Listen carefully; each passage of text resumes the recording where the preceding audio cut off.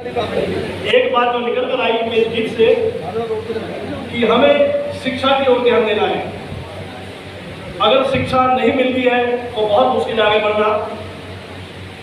इसलिए जब तक हमारे बच्चे IAS IPS नहीं बनेंगे, उच्च पदों पर नहीं पहुंचेंगे, जज नहीं बनेंगे, तब तक समाज का उत्थान होना बहुत मुश्किल है।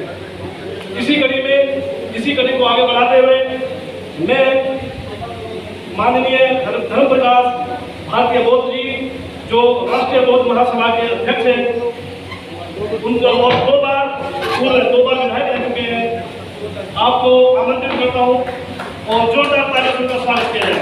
माननीय धर्म प्रकाश भारतीय बौद्ध जी।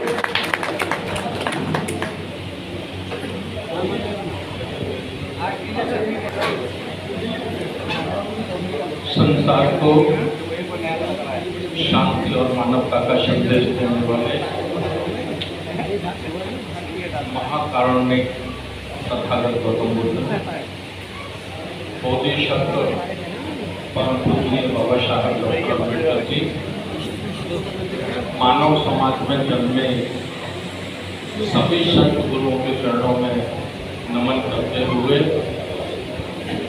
इस संगोष्ठी में उपस्थित पूज्य पंडित करुणाकर जी, हमारे सम्मानित आदरणीय प्रोफेसर रतनलाल जी, इस कार्यक्रम के आयोजक आदरणीय गौरी प्रसाद उपासक साहब, doctor MD Singh ji, advocate Sujit सम्राट जी, सम्मानित सभी हमारे मिशनरी मीडिया के साथी, सम्मानित हमारे उपासक भाई, हमारी उपासनाएं बहनें, सभी को मेरा सादर नमो बुद्धाय जय। साथियों, मैं आगरा का रहने वाला हूँ। मेरा नाम धर्म प्रकाश भारतीय बौद्ध है।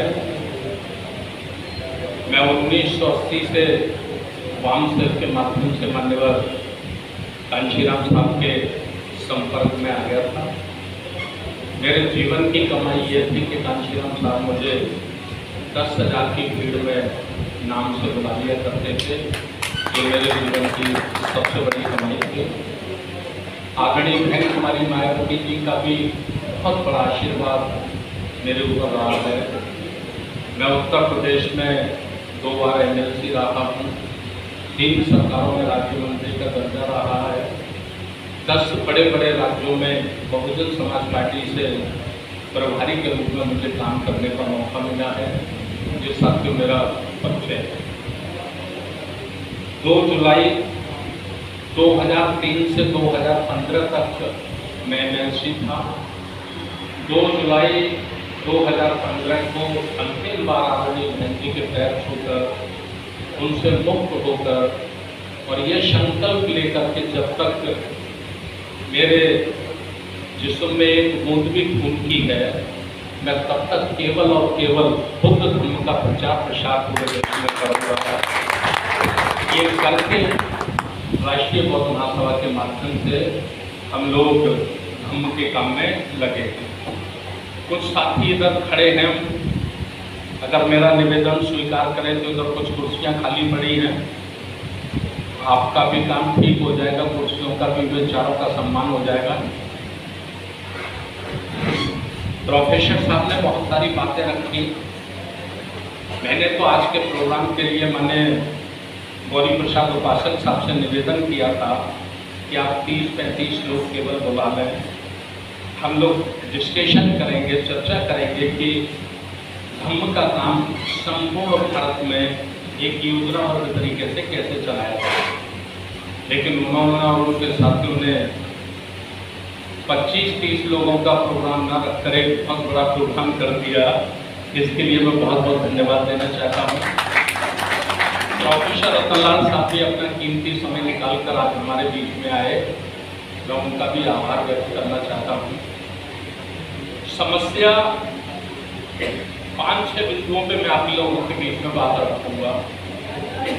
मेरा संपूर्ण जीवन 35 वर्ष का जीवन राजनीतिक जीवन, धार्मिक जीवन नहीं है। इसलिए धर्म का, बुद्ध का कोई बहुत बड़ा ज्ञान या तजुर्बा मुझे है, ऐसी मैं घोषणा नहीं करता हूं। मेरा केवल और केवल सामाजिक और राजनीतिक तजुर्बा पड़ा है, और उसमें भी संगठन का तजुर्बा मेरा पड़ा है, जो कि कांशीराम साहब ने भी और आदरणीय बहन जी ने भी मेरा इस्तेमाल हमेशा संगठन बनाने में किया है, इसलिए मुझे संगठन का तजुर्बा ज़्यादा है। बात शुरू होती है कि बुद्ध की खोज क्या थी। अभी हम बुद्ध पे बड़ी बात नहीं करना चाहते, बड़ी बात करेंगे तो लंबा समय उसमें लगेगा। बुद्ध की खोज क्या थी? बुद्ध के समय जो व्यवस्था थी, वर्ण व्यवस्था थी, असमानता थी, जातिवाद था।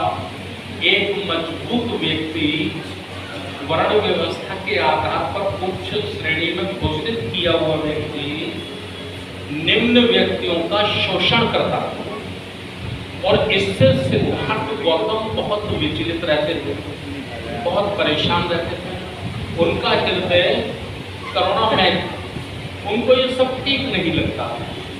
जब वो अपने गुरुओं से ये पूछते थे कि आखिर ऐसा क्यों है, एक ताकतवर व्यक्ति, एक व्यक्ति अपने को बड़ा कहता है, उच्च कहता है, दूसरे को नीच मानता है, उसका शोषण करता है, उसके ऊपर अन्य अत्याचार करता है, आखिर ये ऐसा क्यों है? तो उनके गुरुजन उनके बताते थे कि ये सब ईश्वर के कारण है, ईश्वर ने ही ये सब कुछ बनाया है। सिद्धार्थ का दूसरा प्रश्न होता था कि ऐसा बताया गया है कि सब ईश्वर की संतान है, सबको ईश्वर ने ही बनाया है। तो जब सबको ईश्वर ने ही बनाया है, सब ईश्वर की ही संतान है, तो ईश्वर ने फिर ऐसा अनजस्टिस, अन्याय क्यों किया? इसका क्या कारण है? तो उनके जो चालाक पुरोहित लोग हुआ करते थे, वो कहते थे कि ये कर्मों का फल है। तो सिद्धार्थ कहते थे मैंने कई लोग ऐसे देखे हैं जिनकी कर्म बहुत अच्छे हैं, लेकिन फिर भी उनको नीच श्रेणी का समझा जाता है, उनको उच्च श्रेणी का नहीं समझा जाता। तो उनके पुरोहित कहते थे कि ये उसके पिछले जन्मों का कर्म है जिसकी सजा है। तो सिद्धार्थ गौतम के मन में हमेशा एक प्रश्न उत्पन्न होता था, और वो प्रश्न था कि मैं जब तक ईश्वर से इसकी जानकारी ना हासिल कर लूं, तब तक मेरी जिज्ञासा समाप्त होने वाली नहीं है। इसी बीच में रोहिणी नदी का झगड़ा होता है सातवें और पोली में, और उस झगड़े को लेकर सेनापति प्रस्ताव करता है कि सदैव सदैव के लिए पोलियों को मिटा दिया जाए, युद्ध के माध्यम से उनको खत्म कर दिया जाए। और चूंकि सिद्धार्थ गौतम उस समय तक शाक्य संघ के सदस्य बन चुके थे, जैसे आज होता है राज्यसभा में या विधान परिषद में या विधानसभा में, ठीक वैसा ही आप लोग समझ लें, वो बन गए थे, नामित सदस्य थे। तो उन्होंने उस सेनापति के विरोध में प्रस्ताव रखा। उन्होंने रखा कि एक युद्ध से दूसरा युद्ध जन्म लेता है, और युद्ध लड़ने वाले लोग दुनिया से खत्म हो जाते हैं, लेकिन युद्ध कभी खत्म नहीं होता है, इससे किसी का भी भला होने वाला नहीं है। आप ऐसा सोचते हैं, उन्होंने सेनापति को कहा कि आप पोलियों को भारी नुकसान पहुंचा देंगे, तो ये क्यों नहीं सोचते कि युद्ध में शासकों का भी बड़ा नुकसान होगा जिसकी भरपाई होना संभव नहीं है। तो उन्होंने प्रस्ताव रखा कि 2 लोग पोली राज्य से ले लिए जाए, 2 साकी से ले लिए जाए, और हमारा जो सम्राट है वो मगध है, तो एक मगध से ले लिया जाए, 5 लोगों की खंडपीठ बना दी जाए, न्याय खंडपीठ। वो जो फैसला करे वो दोनों को मानना चाहिए। मैं समझता हूँ युद्ध की कोई आवश्यकता नहीं है। सिद्धार्थ का ये प्रस्ताव गिर गया, सिद्धार्थ की पराजित हो गई, सेनापति जीत गया। नियम उस समय यह था कि कोई प्रस्ताव के विरोध में अगर बोलता है तो उसे 3 बार सदन में पेश किया जाएगा। तो उसको दूसरी बार पेश किया गया, तब भी सिद्धार्थ पराजित हो गए, तीसरी बार पेश किया गया, तब भी सिद्धार्थ पराजित हो गए। अर्थात सेनापति ने ऐलान कर दिया कि इस युद्ध में पहली पंक्ति में जो राजकुमार है उनको युद्ध करना होगा। अब पहली पंक्ति में युद्ध करना होगा तो कपिल वस्तु के राजकुमार सिद्धार्थ जी थे। उन्होंने खड़े होकर कहा कि मैं इस युद्ध में भाग नहीं लूंगा। तो उन्होंने उनको कहा कि तुमने शपथ ली थी, तुम क्षत्रिय हो, ये क्षत्रिय का धर्म है। सिद्धार्थ ने कहा एक मनुष्य दूसरे मनुष्य की हत्या करे, मैं ऐसे व्यक्ति को क्षत्रिय स्वीकार नहीं करता हूं, मैं नहीं रहूंगा। खैर उसके नियम ये थे कि जो साख्य संघ में पास हुए निर्णय का विरोध करेगा, उसके साथ नहीं रहेगा, उसको या तो निष्कासित कर दिया जाएगा या उसके राजपाट के जब्त कर लिए जाएंगे या उसको मृत्युदंड दे दिया जाएगा। तो सिद्धार्थ के सामने समस्या वो उत्पन्न ये होती है कि यदि मैं मृत्युदंड को स्वीकार करता हूँ तो सत्य खत्म हो जाएगा। ये मानव जाति के लोग सदैव असत्य पर ही आधारित जीवन जीते रहेंगे।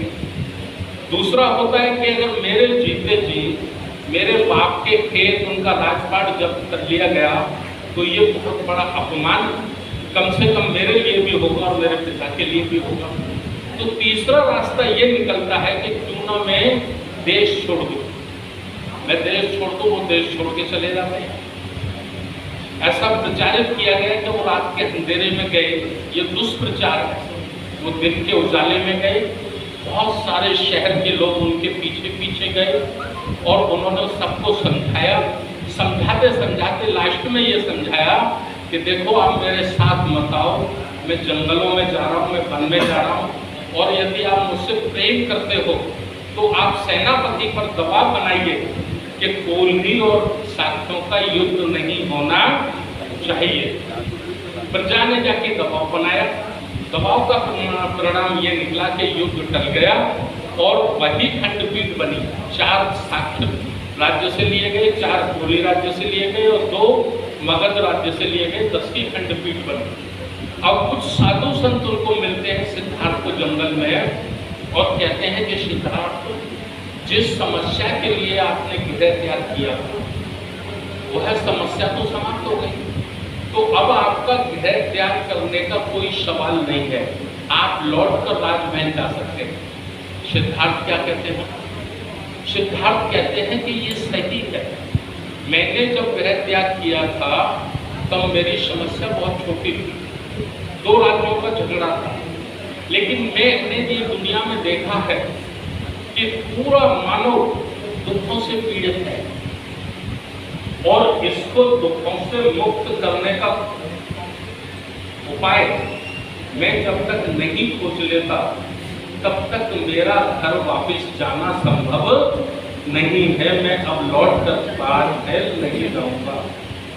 तपस्या करते हैं, कई गुरुओं पे जाते हैं, 8 गुरुओं पे जाते हैं, 8 के 8 गुरुओं की विद्या वो सीख लेते हैं। उसके बाद उनके प्रश्न का उत्तर नहीं मिलता है।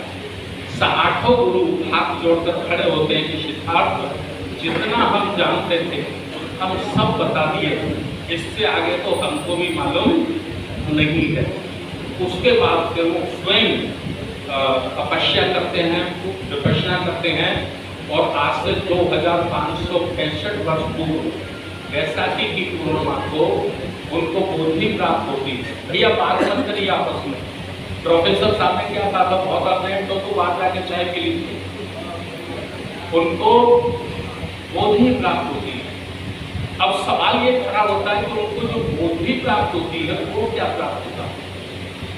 हमारा भारत आज तक बुद्धिज्म को नहीं एक्सेप्ट कर सका या बुद्धिज्म की शिक्षा को नहीं अपना सका। उसका सबसे बड़ा कारण मैं ये जाना हूँ कि जो बुद्ध को बोधि प्राप्त हुई थी शायद हम उसको सही एक्सप्लेन नहीं कर पाएंगे। हम ठीक से भारत के 140 करोड़ों के लोगों के बीच में उसको नहीं रख पाए। तो बुद्ध को क्या बोधि प्राप्त हुई, क्या ज्ञान प्राप्त हुआ, ये मैं अपनी भाषा में बता रहा हूँ। मेरी भाषा में ये है कि बुद्ध को ये बुद्धि प्राप्त हुई वैशाखी की पूर्णिमा को कि संसार में, पूरी दुनिया में ईश्वर नाम का कोई चीज नहीं, ईश्वर नाम की कोई चीज नहीं है। चंद मुट्ठी व चंद चालाक लोग ईश्वर नाम का भूत पैदा करके उससे बड़े समाज का डराकर शोषण करते हैं। जो कमेरा समाज है, जो मेहनत मजदूरी करने वाला समाज है, जो बड़ी संख्या जिसकी है, उस समाज का भूत का, ईश्वर का भूत दिखाकर ये उसको डराते हैं, धमकाते हैं और उसको लूटते हैं, उसका शोषण करते हैं। इसको बुद्ध ने अपनी भाषा में कहा, अपने शब्दों में कहा। बुद्ध ने कहा दुख है, दुख का कारण है, कारण का निवारण है, निवारण का मार्ग है। दुख क्या है? अविद्या, अविद्या, अज्ञान, यही दुख की जड़ है। मनुष्य को अविद्या में डुबो दिया गया है, अज्ञान में डुबो दिया गया है और अज्ञान के कारण वो अंधविश्वास की चाशनी में डूब गया है, उसको डुबाए रखा है, इसलिए उसका शोषण करना बहुत आसान हो गया है। अब बुद्ध क्या करते हैं? बुद्ध जब ये देखते हैं कि भाई समस्या बहुत बड़ी है, बहुत बड़ी समस्या है और जिन लोगों ने इस समस्या को पैदा किया, जो लोग इस समस्या को संचालित करते हैं, चलाते हैं, वह लोग भी बुद्धिमान लोग, पढ़े लिखे लोग। एक समस्या बड़ी, एक विद्वान लोग हैं, पढ़े लिखे लोग हैं। विद्वान होते, पढ़े लिखे होते तो भी ज्यादा घबराने की जरूरत नहीं थी। बेईमान लोग हैं, चालाक लोग हैं। चालाक और बेईमान लोगों से मुकाबला करना है तो ये काम मैं अकेला नहीं कर पाऊंगा, ये बड़ा काम है। वो निराश होते हैं, निराश होते हैं, मन में ऐसा निर्णय लेते हैं कि ये बहुत कठिन काम है, मैं इसको नहीं कर पाऊंगा। और वो अपने एक साथी बृहस्पति को कहते हैं कि बृहस्पति, बहुत मोटी मोटी अंधविश्वास की चादरें लोगों की आंखों पे चढ़ी है, मुझे नहीं लगता कि हम इसे काट पाएंगे, तो मैं ये काम नहीं करूंगा। तो बृहस्पति कहते हैं बुद्ध, ऐसा निर्णय लेकर आप मानव जाति के साथ अनर्थ नहीं कर रहे, पहले से ही बहुत अनर्थ उनके साथ हो रहा है, मुझे लगता है आप भी वैसा ही करने का सोच रहे हैं। तो वो कहते हैं बृहस्पति, ये अंधविश्वास में से कैसे लोगों को निकाला जाएगा? तो बृहस्पति कहते हैं तथागत, कुछ लोग ऐसे हो सकते हैं जिनकी आंखों की चादर पतली हो, शायद उसे काटा जा सके और उसे काटकर कुछ लोगों को अंधेरे से प्रकाश में लाया जा सके, उजाले में लाया जा सके और उनके माध्यम से समूची मानव जाति के अंधविश्वास को काटा जा सके, उसको अंधेरे से निकाला जा सके। तो बुद्ध संघ का निर्माण करते हैं, संघ का निर्माण करते हैं, अपने जैसे लोगों की एक टीम तैयार करते हैं, सेना तैयार करते हैं और उस सेना के माध्यम से, उस भिक्षु संघ के माध्यम से 45 वर्षों में वो एक बड़ा परिवर्तन लाते। जैसा प्रोफेसर रतनलाल साहब आपको बताए, गौतम बुद्ध की जो क्रांति थी वो आध्यात्मिक नहीं थी, अर्थात वो पूजा पाठ की क्रांति नहीं थी। तो वो क्या क्रांति थी? बुद्ध की क्रांति, बुद्ध की क्रांति थी सामाजिक, आर्थिक, राजनीतिक परिवर्तन, अंधविश्वास को खत्म करना, अज्ञानता को खत्म करना, वर्ण व्यवस्था को, जातिवाद को खत्म करना और समूचे मानव को एक जैसा निर्माण करना, ये बुद्ध की क्रांति थी। लेकिन 500 वर्ष के बाद उस भिक्षु संघ में प्रवेश शुरू हो गया। जब वो चंड चालाक लोग, पुरोहित वर्ग के लोग, जब उनकी रोजी रोटी खत्म हो गई, उनके ये अंधविश्वासी पाखंड समाप्त हो गया, तो उन्होंने ड्रेस बदल दी, चीवर बदल दिया। चीवर पहनकर वो भिक्षु संघ में प्रवेश पा गए और भिक्षु संघ में प्रवेश पाकर उन्होंने धीरे धीरे धीरे धीरे करके बुद्ध के राजनीतिक, सामाजिक, आर्थिक आंदोलन को पूजा पाठ का आंदोलन बना। दुनिया में बड़ा इलाज है। अगर किसी बड़ी से बड़ी क्रांति को खत्म करना है या उसको स्टॉपिश करना है तो उसको अनुकरणीय से पूजनीय बना दो, वो बहुत आसानी से समाप्त हो जाएगी। ये बुद्ध के साथ हुआ। बुद्ध की क्रांति का प्रतिफल हुआ कि जिस शूद्र वर्ग को 2000 वर्ष तक शिक्षा दीक्षा राजपाट से वंचित किया गया था, वह शूद्र वर्ग उन्हें फिर सत्ता में आया। सबसे पहले सम्राट बना पद्मानंद, जो नाई समाज से था, जो पद्मानंद। उसके बाद उनका भतीजा बना चंद्रगुप्त मौर्य। चंद्रगुप्त मौर्य के बाद बिंदुसार के बाद उनका पुत्र अशोक, जिसने बुद्ध धर्म की शिक्षा लेकर समूचे जम्मू-द्वीप में बुद्ध के ज्ञान को पहुंचाने का काम किया। और वह है व्यवस्था खत्म हो गई। समता, समानता, बंधुता पे आधारित समाज उन्हें जो प्राचीन काल में जो हुआ करता था, सिंधु घाटी की सभ्यता के अनुसार जो हुआ करता था, ऐसे समाज का निर्माण हो गया। लेकिन जो पुरोहित वर्ग था वो धीरे धीरे अंदर ही अंदर काउंसलेंसी करता रहा, साजिश करता रहा। और उस साजिश का नतीजा ये निकला कि उसने हमारे अंतिम सम्राट बृहदत्त की हत्या करने में कामयाबी पा ली। पुष्पमित्र समूह को तैयार किया गया, तैयार कराकर उसको सेना में भर्ती कराया और सेना में भर्ती कराकर उसको सेना के सबसे सर्वोच्च पद सेनापति तक पहुंचाया गया। और पहुंचाने के बाद सेना में घुसपैठ की गई। सेना में उन्होंने अपनी सोच के लोगों को बड़े बड़े पदों पर बिठाला और उसके बाद निरीक्षण के मौके पर बड़ी प्लानिंग से बृहदत्त की हत्या कर दी गई। मेरा ऐसा मानना है कि ये बलपूर्वक नहीं, छलपूर्वक किया गया कृत्य है। बलपूर्वक नहीं किया गया, धोखे से किया गया, छल से किया गया।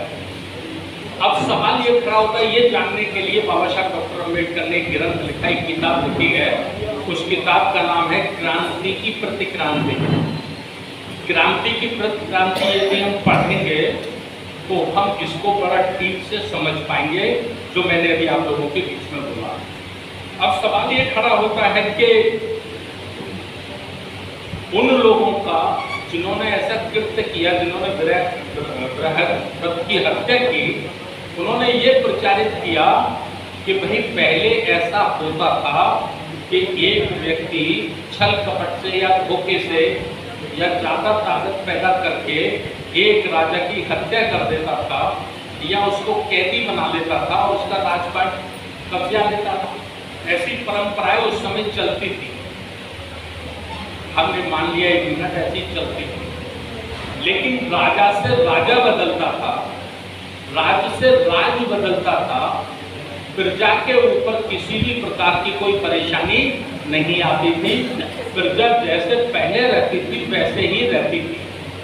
लेकिन यहाँ ऐसा नहीं हुआ। पुष्पमित्र सोम ने पाटलिपुत्र को छोड़कर साकेत नगरी को, जो वर्तमान में अयोध्या है, उसको जब उसने अपनी राजधानी बनाया तो वहां उसने सबसे पहला कानून पास किया, ऐलान किया कि बुद्ध धर्म का समूचे रूप से खत्म करना है, विनाश करना है। ये नहीं, जड़ मूल से खत्म करना है।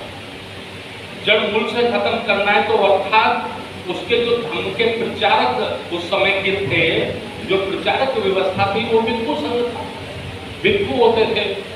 तो उन्होंने एक भिक्षु का सर कत्ल करने के लिए 100 सोने के दीनार देना इनाम घोषित कर दिया। बहुत सारे भिक्षु कत्ल हो गए, बहुत सारे भिक्षु पलायन कर गए। कोई जापान चला गया, कोई थाईलैंड चला गया, कोई चाइना चला गया। उन्होंने जहाँ जहाँ चले गए वहाँ बुद्ध की शिक्षाओं को बहुत बड़े पैमाने पर मजबूत कर दिया और भारत में किराए बुद्ध धर्म को समाप्त कर दिया है। इसमें क्रांति के माध्यम से मैं ये कहना चाहता हूँ कि पुष्पमित्र सुंग की जो क्रांति थी वो राजनीतिक क्रांति नहीं थी। वो राजनीतिक क्रांति नहीं थी, वो सांस्कृतिक क्रांति थी, अर्थात धार्मिक क्रांति थी। क्योंकि राजनीतिक क्रांति थी तो भिक्षुओं का कत्ल करने का कोई प्रश्न खड़ा नहीं होता था। बुद्ध धर्म से संबंधित जितने साहित्य थे उनको मिटाने का, बुद्ध विहारों को नष्ट कर देने का कोई प्रश्न पैदा नहीं होता था।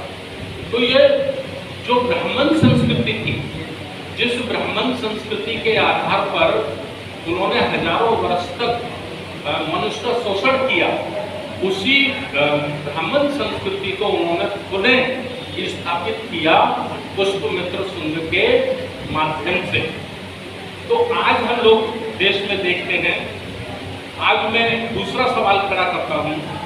मेरा दूसरा सवाल है कि भारत में बुद्ध का जन्म हुआ, भारत में बुद्ध को बुद्धि प्राप्त हुई, 45 वर्ष का जीवन बुद्ध का भारत में लगा, लेकिन भारत में ही बुद्ध का धम्म कामयाब नहीं होता।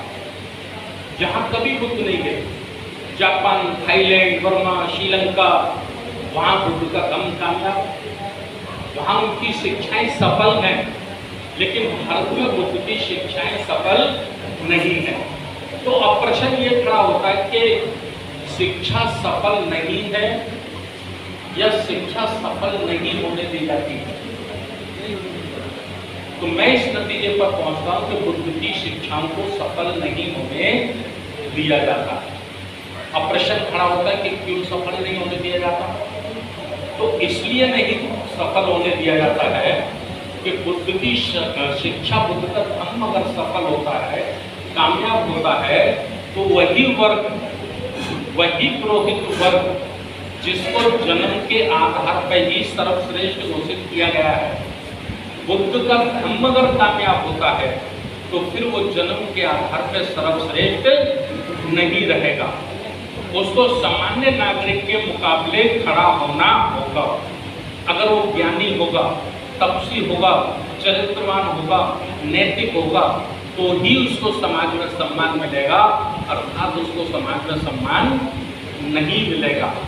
इसलिए वो बुद्ध की शिक्षाओं को कामयाब नहीं होने देना चाहता है, क्योंकि वो अपनी श्रेष्ठता को कर्म के आधार पर, तप और तपस्या के आधार पर नहीं, बल्कि जन्म के आधार पर ही उसे बनाए रखना चाहता है। और वो तभी संभव है जब उसकी संस्कृति कामयाब हो, उसका धर्म कामयाब हो, ये तभी संस्कृति काम सफल हो सकता है। तो इस तरह से वो लोग लगेगा।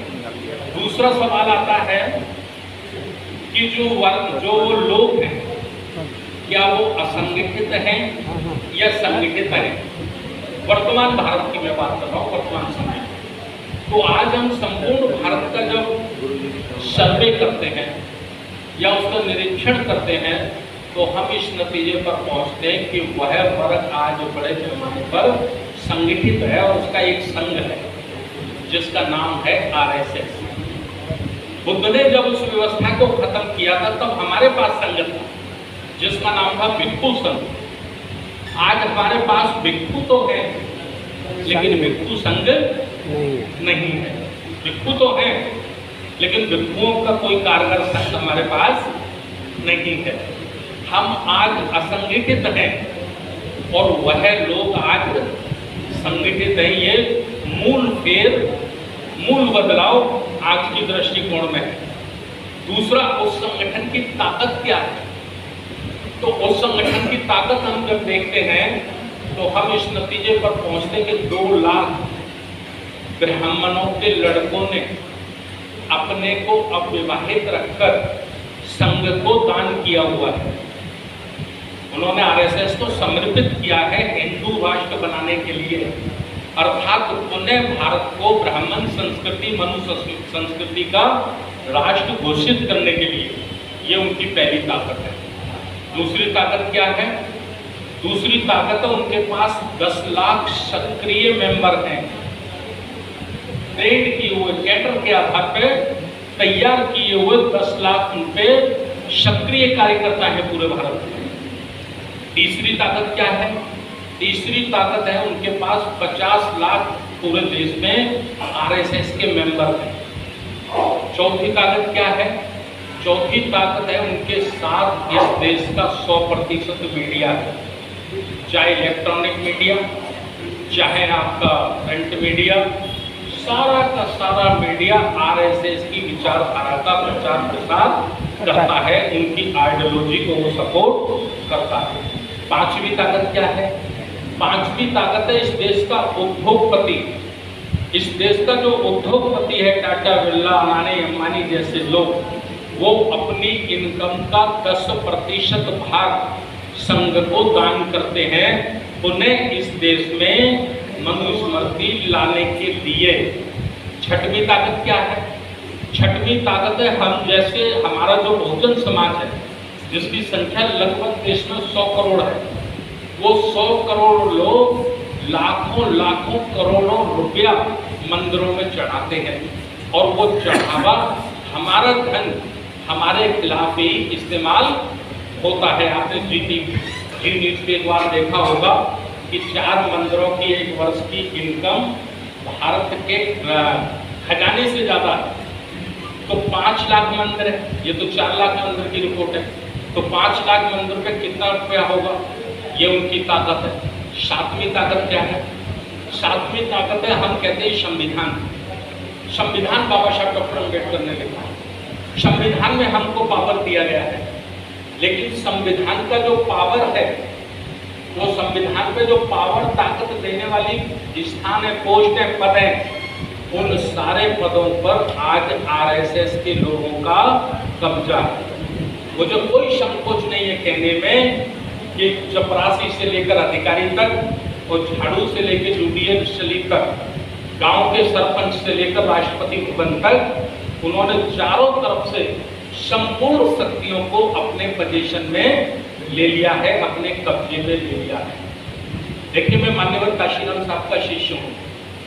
मान्यवर काशीराम साहब कहते थे, जिस समाज को दुश्मन और दोस्त की पहचान नहीं होती है, क्या कहते थे मान्यवर काशीराम साहब?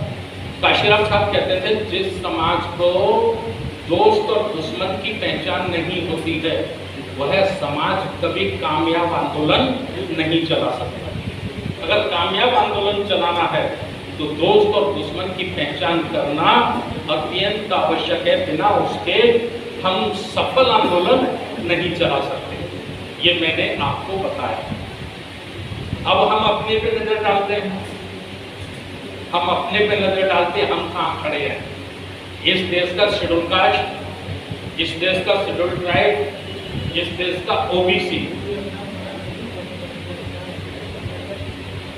जिसकी संख्या लगभग 100 करोड़ है, जो भारत की आबादी का लगभग 100 करोड़ है, और ये मैं चैलेंज करके कह रहा हूं, ये ना कभी हिंदू था, न हिंदू है, और ना ही दुनिया का कोई ग्रंथ, कोई शंकराचार्य ने हिंदू साबित कर सकता। ये हिंदू नहीं है। बाबा साहब डॉक्टर अम्बेडकर ने कहा, हिंदू कोई धर्म नहीं है, हिंदू एक राजनीति है। एक राजनीति है बहुजन समाज को सदैव सदैव गुलाम बनाए रखने की योजना। ये तो ये इसको, इसमें आज हम जिस स्थिति में खड़े हैं, मैं आपको 24 सितंबर 1932 की घटना से जोड़ते हुए अपनी बात को आगे बढ़ाता हूं। 24 सितंबर 1932 को जब पूना पैक्ट पे बाबा साहब दस्तखत करते हैं, तो बड़े दुखी होते हैं, बहुत दुखी होते हैं, और ऐसा कहते हैं कि 10 इंजीनियर, 10 डॉक्टर, 10 वकील अगर आज मेरे समाज में आज होते तो एक गांधी को छोड़ो 100 गांधी भी मर जाते तो भी मैं समझौता करने वाला नहीं था। लेकिन आज के हमारे सामने वो समस्या है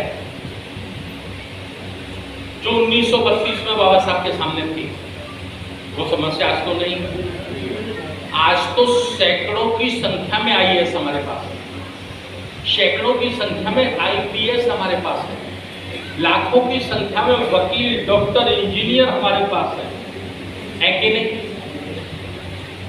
लोग कहते हैं, बाबा साहब कहते हैं कि शिक्षा ऐसा शेरनी का दूध है, जो पिएगा वो दहाड़ेगा।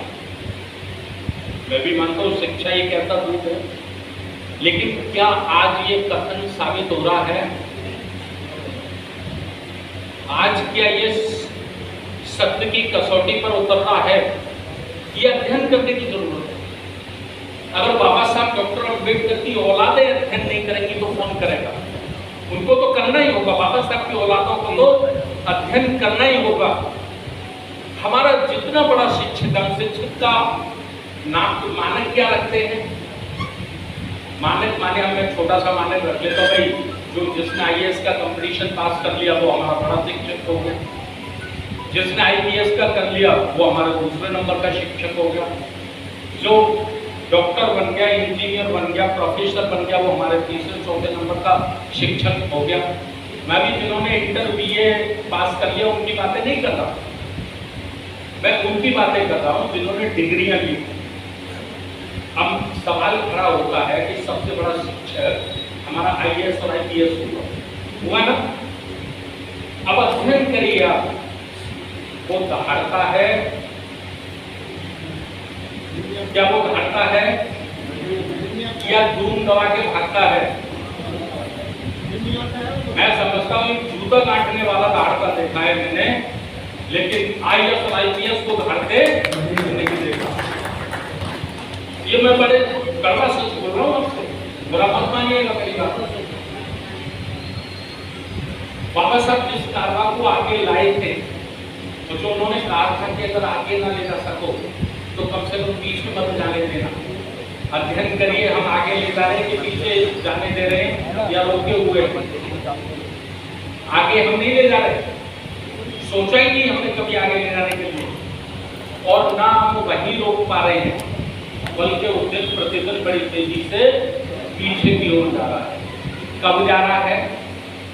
जब लाखों की संख्या में लोग पढ़े लिखे इंजीनियर, डॉक्टर, वकील हमारे समाज में मौजूद है।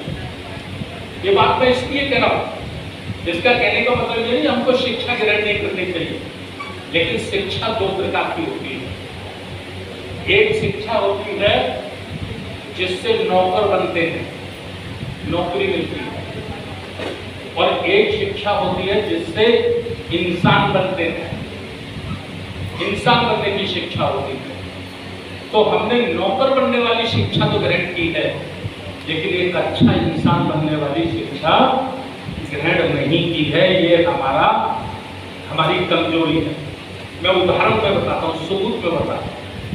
आप वृद्धाश्रम में चले जाइए, जितने वृद्धाश्रम, मैं गारंटी के साथ कह रहा हूँ, एक रिक्शा चलाने वाले का कोई माँ और बाप आपको वृद्धाश्रम में नहीं मिलेगा। एक बेलदारी करने वाले का, ठेल चलाने वाले का, सब्जी बेचने वाले का, जूता काटने वाले का माता और बाप आपको वृद्धाश्रम में नहीं मिलेंगे। तो कौन मिलेंगे वृद्धाश्रम में? पढ़े लिखे लोगों के ही माता पिता मिलेंगे। अर्थात हमारी जो भावना है, हमने जो सामाजिक धार्मिक जो शिक्षाएं हैं, महापुरुषों की जो शिक्षाएं हैं, उन शिक्षाओं से हमने जानबूझकर अपनी औलादों को दूर रखा है। ये हमने खुद किया। जब हमारे किसी बच्चे की इच्छा होती है कि पापा आप कहाँ जा रहे हैं, आप बुद्ध धर्म की संगति में जा रहे हैं, सेमिनार में जा रहे हैं, मैं साथ चलता हूँ, तो हम अपने बेटे को कहते हैं नहीं बेटे, ये फालतू की बातों में आप न पढ़िए, आप अपना कैरियर देखिए, आप अपना कैरियर बनाइए, इंजीनियर बनिए, डॉक्टर बनिए, वकील बनिए, बड़े अधिकारी बनिए, बहुत सारा पैसा कमाइए, बहुत सारा पैसा कमाइए। तो बनता है, इंजीनियर भी बनता है, डॉक्टर भी बनता है, वकील भी बनता है, बड़ा अधिकारी भी बनता है, पैसा भी कमाता है, लेकिन वो नैतिक नहीं है। मैं अभी अरविंद एडवोकेट वकील साहब बैठे थे, फिर मेरे को कह रहे थे कि फोन आ रहा है उपासक साहब का, करीब 100 लोग आ गए, जल्दी चलो। मैंने कहा यार दिल्ली में तो बड़ी उपलब्धि है 100 लोगों का दिल्ली में बड़ी उपलब्धि है, जितने बड़े बड़े शहर हैं वहां मैं इसको बड़ी उपलब्धि मानता हूँ। रूरल क्षेत्र में नहीं मानता मैं, रूरल में 500 भी आ सकते हैं, लेकिन बड़े शहर में 100 लोगों का आना समझिए 10,000 लोगों के बराबर। क्यों? क्योंकि बड़े शहर का व्यक्ति कंपटीशन का लाइफ जी रहा है, उसकी कंपटीशन का जीवन है। पहला कंपटीशन, खर्चे इतने ज़्यादा हैं कि उसे कमाने का कंपटीशन। दूसरा कंपटीशन, पड़ोसी का मकान मेरे मकान से बड़ा। तीसरा कंपटीशन, उसकी गाड़ी मेरे गाड़ी से अच्छी। चौथा कंपटीशन, उसका बच्चा विदेश की तैयारी कर रहा है। पांचवा कंपटीशन, मेरे जो साथ का था, मेरे बैच का था, उसने 3 स्टार होटल में अपनी शादी की सालगिरह मनाई है। पांचवा कंपटीशन, बच्चे का जन्मदिन। तो इस कंपटीशन में वो EMI के चक्कर में आ गया। अब ये कंपटीशन पूरा करना है तो EMI, मकान बनाया लो, बड़ी कार ली लो। अब वो जो EMI है उसको कहां से भरे? अब EMI भरे या आपकी संगति सुने, कलेक्शन दे? ये बड़ी समस्या बड़े बड़े शहरों, बुरी मत मानना। अच्छा ये बताओ, जिस व्यवस्था से हमें लड़ना है वो बहुत आधुनिक व्यवस्था है, दुनिया की सारी शक्तियां उसके पास है आज की तारीख में। उससे कौन लड़ेगा? रिक्शा चलाने वाला लड़ेगा, बेलदारी करने वाला लड़ेगा। 3 भागों में हमारा समाज है। 20% लोग हैं जो बुद्धिजीवी हैं, जैसे प्रबुद्ध का बाबा साहब कहते थे ना, प्रबुद्ध भारत, पढ़ा लिखे लोगों का भारत। 20% वो, 30%, 40% मिडिल लोग हैं, बीच के लोग, ना गरीब है ना अमीर है, ना बहुत पढ़े लिखे हैं ना अनपढ़ हैं। 40% लोग बहुत निर्धन हैं, बहुत निर्धन, ना ज़्यादा पढ़े लिखे भी नहीं है और 2 वक्त की रोटी कमाना भी उनके लिए मुश्किल है। तो अब जब 3 भागों में बटे हुए समाज का अध्ययन करते हैं तो जो 20% में आते हैं, IAS, PS, जज या कुछ उद्योग कारोबार में है, वो तो अफीम के नशे में सोए पड़े। उनको तो इतना गहरा नशा है, इतना गहरा नशा है कि सब कुछ लुटता जा रहा है, सब कुछ लुटता जा रहा है, लेकिन उनको होश नहीं है। अब ये बीच वाला फर्क आ गया, जिसकी 40% संख्या है, ये EMI के चक्कर में फंसा पड़ा है। समझते कि नहीं? अपनी कंपटीशन लाइफ में। और जो 40% नीचे वाला है, उस बेचारे को होश नहीं है, दिन भर बेलदारी करके रिक्शा चला के मेहनत करता है, शाम को एक बगुआ लगाता है और सो जाता है, जो भगवान करेगा सो। तो बड़ा मुश्किल का जीवन है इसको, बड़ा मुश्किल का जीवन है। जो बीच के लोग हैं, हम लोग बीच वाले जो लोग हैं, उन्हीं में से कुछ लोगों की आंखें टिमटिमा रही हैं, कुछ की खुलती हैं, कुछ की बंद हो जाती हैं, कुछ की खुलती है, कुछ की बंद हो जाती हैं। हम सोचते हैं कि भाई सब कुछ लुट रहा है, संविधान पे चोट हो रही है, लोकतंत्र खतरे में है, रिजर्वेशन खत्म हो गया, सबका निजीकरण हो रहा है। ये सब हम अपने घर बैठे बैठे सोचते हैं, या व्हाट्सएप पे चलते हैं या फेसबुक पे चलते हैं। हम राष्ट्रीय बौद्ध महासभा के माध्यम से एक ऐसी कोशिश पूरे देश में कर रहे हैं कि जो लोग घर में बैठे बैठे सोचते हैं, कम से कम ऐसे लोगों को घर से निकालकर संगति में बिठाया जाए। एक साथ बैठे उतने का है, जहां 5 बुद्धिजीवी लोग बैठेंगे, संगति करेंगे, संसार में कोई समस्या नहीं बनी जिसका समाधान ना हो सके। तो उनको बिठाना, उनको हमें संगठित करना है। और प्लानिंग से इसके लिए क्या चाहिए? मैं आपको अब अपनी बात को समाप्ति की ओर ले जा रहा हूँ, 5 मिनट में खत्म कर दूँ। हमारी लड़ाई राजनीतिक लड़ाई नहीं है। यदि हम ऐसा समझते हैं तो हम बड़ी भूल में हैं, बड़ी गलती में हैं। हमारी लड़ाई सीधी सीधी लड़ाई सांस्कृतिक लड़ाई है। ब्राह्मण संस्कृति या श्रमण संस्कृति, जिस श्रमण संस्कृति का बाबा तथागत बुद्ध ने निर्माण किया है, वो संस्कृति हमको बीच के काल में कह सकते हैं मनुवाद या अम्बेडकरवाद। अम्बेडकरवाद या मनुवाद ब्राह्मण संस्कृति का नया नाम है हिंदू संस्कृति। हिंदू संस्कृति में आपको बता रहा हूँ, अयोध्या में जब राम मंदिर का शिलान्यास हुआ तो मंच में 4 लोग थे, मैं डायरेक्ट देख रहा था। 4 लोग थे, मोहन भागवत, नरेंद्र मोदी, आनंदीबेन और योगी जी। ठीक, मोहन भागवत की एक भाषण की 2 लाइन में आपको याद करा रहा हूं। मोहन भागवत कहते हैं कि आज राम मंदिर का शिलान्यास नहीं हुआ है। जितने साथियों ने देखा, आज राम मंदिर का शिलान्यास नहीं हुआ, आज हिंदू राष्ट्र की नींव रखी गई है। ये शब्दों को देखिए, शब्दों में कितना फर्क है। हिंदू राष्ट्र की नींव रखी गई है। और बाबा साहब क्या कहते हैं?